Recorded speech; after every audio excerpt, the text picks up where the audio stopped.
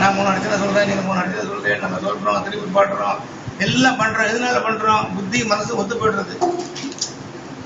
புத்தி மனசுல தனித்தனியா விட்டோம்னா புத்தி இந்த பாட்டை பாட்டு சொல்லும், மனசு அதை பண்ணணும்னு சொல்லு, இது சொல்லும். ஆனா என்ன, எல்லாமே ஒரு கட்டுப்பாட்டுல தான் இருக்கணும். வாழ்க்கையே ஒரு கட்டுப்பாட்டுக்குள்ள, அந்த வாழ்க்கையை கட்டுப்பாட்டுக்குள்ள கொண்டு வந்துட்டோம்.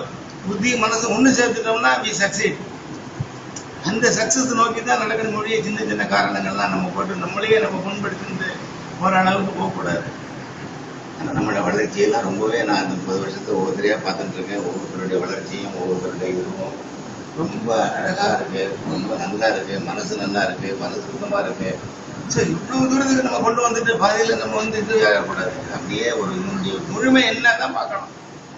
என்னுடைய எய்மே அதுதான். எப்ப எனக்கு ஒரு ப்ராக்சிமிட்டி இருக்குன்னு தெரிஞ்சதோ அந்த ப்ராக்சிமிட்டியை கையில் எடுத்துட்டேன். இந்த ப்ராக்சிமிட்டியை கையில் எடுத்தாச்சு. இன்னுமே பார்வை தன்னா இருக்கணும், எல்லாரும் ஜெயிக்க வைக்கணும். யாருடைய எண்ண ஓட்டங்கள் என்ன, யாருக்கு என்ன கட்ட நட்டங்களை பார்த்து அதுக்குள்ள போய் அவளை அதுலேருந்து வெளியில கொண்டு வந்து ஒரு நல்ல நிலைமைக்கு பரிமளிக்க வைக்கணுங்கிற ஒரே ஒரு ஆசை தான். அதுக்கு வந்து எனக்கு பகவான் வந்து வைரம் தான் கொடுத்துருக்காரு. வைரம் வந்து எப்போ ஷைன் ஆகும்? பட்டை தீட்டினா தான் ஷைன் ஆகும். வைரத்துக்கு வலிக்கிறது என்னன்னா அவனால் ஆணி வச்சு அடிக்க முடியுமா? அதனால சில டயத்துல சில அதெல்லாம் சொல்லுவேன் நான். என்ன குருசாமி இப்படி சொல்லிட்டாருங்கிறது இல்லை, உங்களை தீட்டுறதுக்கு தான் சொல்ற வார்த்தைகள். மாய முடின்னு நானும் மௌனமா போயிடலாம். அதுக்காக என்ன நடுவில் என்ன உட்காத்துல அவர் என்னுடைய கடமையை நான் பண்ணி தான் ஆகணும். இப்போ வைரத்துக்கு வலிக்குமே நான் தீட்ட முடியுமான்னு எண்ணிட்டேன்னு ஒரு நிமிஷம் நினைச்சாலும் என்னுடைய டியூட்டியில் நான் ஃபெயில் ஆகிடுவேன். அதனால சில விஷயங்கள் நம்ம சொல்லத்தான் வேணும், செய்யத்தான் வேணும். அதை வந்து நம்ம வந்து ஒரு ஸ்போர்ட்டிவாக எடுத்துட்டு அதை எப்படி நம்ம ரெக்டிஃபை பண்ணிக்கலாம், எப்படி நம்மளை கண்ட்ரோல் பண்ணிக்கலாம், எப்படி நம்ம நல்ல முறையில் மேலே போகலான்னு தான் போகணும். ஒன்றுமே இல்லை. இப்போ திருநெல்வேலியோட கோவில் கட்டணும்ட்டு போய் சும்மா பேசிட்டு இருந்தோம். அவருக்கு நெல்லிக்காய் எப்படி ஒரு ஆசை வந்தது, அதே மாதிரி முதல்ல என்னுடைய பணம் தான் போகணும், 1 லட்சம் ரூபாய் இப்போ செக்கை வாங்கிக்கோங்கிறாங்க. ஸோ அந்த மனசு எவ்வளவு தூரத்துக்கு ஒரு எண்ணம் இருந்ததுன்னா அது வரும். அந்த இடத்துல எந்த மாதிரி ஒரு நல்ல மனசு இருந்ததுன்னா அதில் பிரித்து பார்க்கறதுக்கு உண்டான ஒரு சூழ்நிலையில் போனோம். இப்போ கோவிலுக்கு கொடுக்குற 1 லட்சம் ரூபாயும் ஊறுகாய் போடுற நெல்லிக்காய்க்கு நிறைய வித்தியாசம் இருக்கு. புரியுது உங்களுக்கு?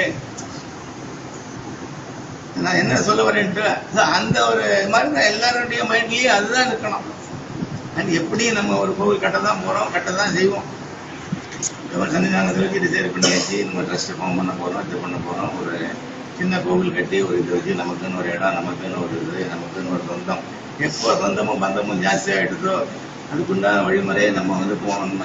இது இல்லை அந்த இது இல்லைன்னு சொல்றதை விட நம்மளுடைய இடத்துக்குள்ள நமக்கு எல்லாமே போயிட்டு அதுக்கும் ஐயப்ப அனுகிரகம் பண்ணுவாருங்கிறது எனக்கு வந்து பரிபூர்ணமான ஒரு நம்பிக்கை உண்டு.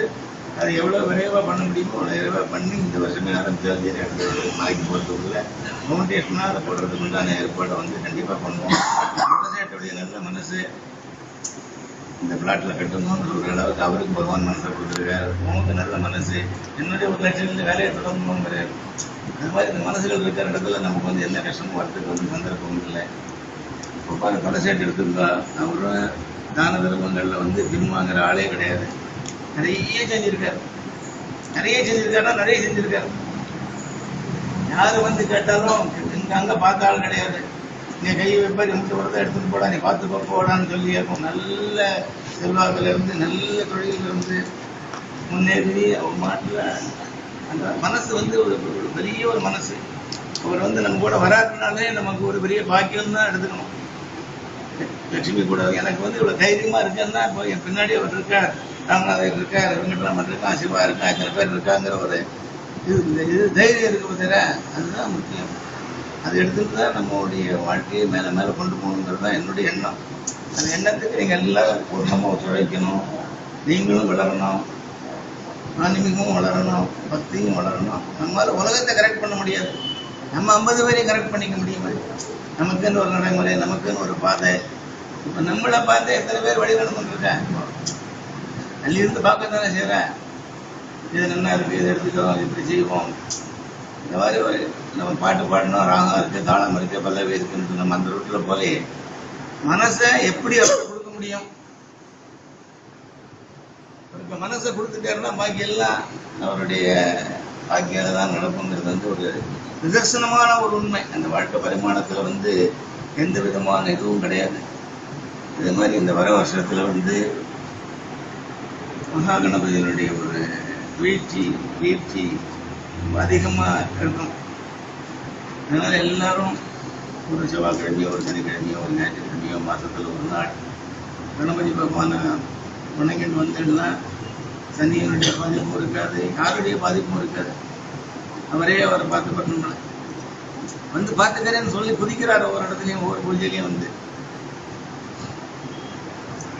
அதை வந்து நம்ம எடுத்துக்கணும். அதை வர வருஷத்துல எல்லாருக்கும் உன்னுடைய ஒரு ரிக்வஸ்ட் வந்து மாசத்துல ஒரு நாள் பிள்ளையார போய் தரிசனம் பண்ணுவோம். அவர் நம்ம பார்த்துப்பார், நம்ம வழி நடத்துவார். எந்த விதமான ஒரு இதுவும் வாழ்க்கையில் வராதுங்கிறது நிச்சயம்.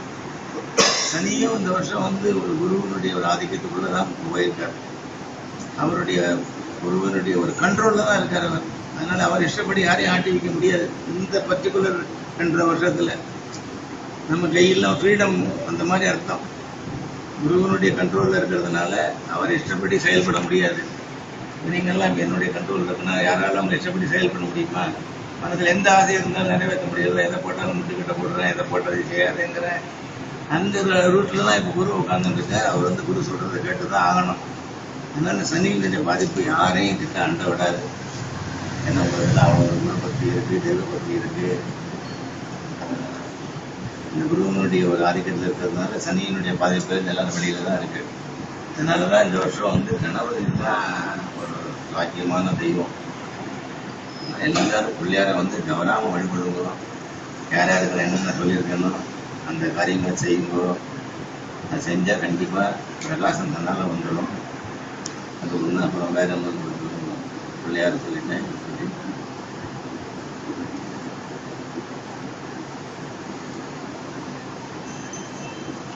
எதையும் நீங்க விடாதீங்க. என்னுடைய ஒரே ஒரு இதுதான் எல்லாம் செய்யுங்க. ஒவ்வொரு பூஜையும் ரொம்ப சிறப்பா இருந்தது. மாலை போட ஆரம்பிச்ச அன்னிலேருந்து சுனில் சுவாமி ஆத்துல ஒரு பூஜை நடந்துட்டு இருக்கு. நீங்கெல்லாம் நம்ப மாட்டேன். ஐயப்பன் விளக்குக்கு கம்ப்ளீட்டா இதாகிடும். சமர்ப்பணத்துக்கே படுத்து ஒன்றும் பண்ண முடியல. நான் ஒரே ஒரு வார்த்தை தான் சொன்னேன், இந்த குடும்ப சேவமா இருக்கணும். நீ வந்து எரியணும்ப்பா, எரியலாம்னா எரியணும், இல்லைன்னா அப்படியே நின்றுடும். நான் என்ன உங்ககிட்டே வரமாட்டேன்ட்டு ஒதுக்கி உட்காந்துட்டேன். ஒரு 2 செகண்ட் தான் ஆச்சு. அப்படி ஒரு சத்தம் கேட்டு டப்புனேன். அதனால அது மட்டும் எரியுது. இங்க இருந்தவ எல்லாருமே புல்லடிச்சு போயிட்டான். அந்த அளவுக்கு வந்து அவர் நம்மகிட்ட ஒவ்வொரு எண்ணத்தையும் காட்டி கொடுக்குறாரு. சம்பந்தியாத்துல வந்து மண்டல பூஜை பண்ணணும், நடராஜர் பண்ணினதே கிடையாது. இதுதான் முதல் முறையில பண்றேன். 17 வழக்கு ஏற்றிருக்கோம், 19 வழக்கு ஏற்றிருக்கோம் கிட்டத்தட்ட. 2ஆம் இந்த விளக்கா எண்ணெய் விட்டோமா, 2ஆம் இந்த விளக்கா திரி போட்டோமா, ஒரு திரியாவது ஆடித்தா. 19 விளக்கும் நம்ம பூஜை முடிகிற வரைக்கும் அந்த 2 மணி நேரமும் அழகா எரிஞ்சிருந்தது. சின்ன விளக்கு தான், அதுக்கு கூட 2ஆவது எண்ணெய் விளக்குக்கு உண்டான தேவை வரல. அதுலயே எனக்கு பெரிய ஒரு நம்பிக்கை வந்தது. ஏன்னா எல்லாரும் விரதங்கள் ஒழுங்கா காத்துட்டு இருக்கா, எல்லாரும் ஒரு பக்தி சிறப்பு எல்லாம் இருக்கா. வந்து நம்ம கண் கூட காட்டி கொடுக்குறாரு. அதுல வந்து எந்த அளவான சந்தேகமும் கிடையாது. ஒவ்வொரு பூஜையிலையும் வந்து அவர் அப்படியே நின்று இருந்து விளையாடிட்டு தான் இருக்காரு. அப்படியே ஒவ்வொரு இந்த பூஜையை பார்த்தா இதுதான் இருக்கு, இந்த பூஜையை பார்த்தா இங்க இப்படி இருக்கு, இதை பார்த்தா அப்படி இருக்குன்னு நமக்கு வந்து ரொம்ப சாக்கியமா இருக்காரு. இப்போ எனக்கு இந்த வருஷம் வந்து சனி பயிற்சி 3 பயிற்சி கொடுத்துருக்கான். பாக்கிய பஞ்சாங்கத்தை இருக்குன்னா 2ஆம் தேதி நவம்பர் சனி பயிற்சி, இன்னொரு பஞ்சாங்கத்தை இருக்குன்னா 14ஆம் தேதி நவம்பர், இன்னொரு மடத்து பஞ்சாங்கத்தை இருக்குன்னா 16 டிசம்பர். முதல் சனி பயிற்சி 2ஆம் தேதி போட்டிருந்தாங்க. அன்னைக்கு தான் எங்க ஆத்துல கன்னி பூஜை நடந்தது. இன்னைக்கு எல்லாம் பூஜை பிரமாதமா நடந்துட்டு இருக்கு.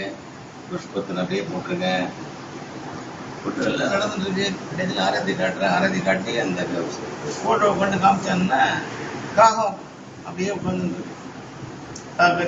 வித்மகி கட்கஸ்தாய தீமகி தன்னோ மந்த பிரஜோதியாதுன்னு சொல்றது இல்லையா. சனியினுடைய வாகனம் காகங்கிறது அங்க வந்து நிக்கிறதுன்னா என்ன அர்த்தம்? என்னுடைய வழிமுறை நான் என்ன காட்டி தரணும், அதுபடி நடந்துக்கோ, அதை எல்லாத்தையும் எடுத்து சொல்லு. நான் சொல்லி நீங்க நம்பணும்னா அந்த காக்கா அங்க உட்கார்ந்தா தான் முடியும். சரி, இவர் சொல்றதுல ஏதோ விஷயம் இருக்கு, எண்ணங்கள் கண்டிப்பா தெரியும். இன்னொரு நாளைக்கு பிள்ளையார் பூவிலேயே பிள்ளையார் அப்படியே ஜோரா வந்தார். கற்பூர ஆராதி பண்ணிட்டு பார்த்தான்னா மூஞ்சூர் பிள்ளையாருடைய வாகனம் பிரதட்சமா வருது. இதெல்லாம்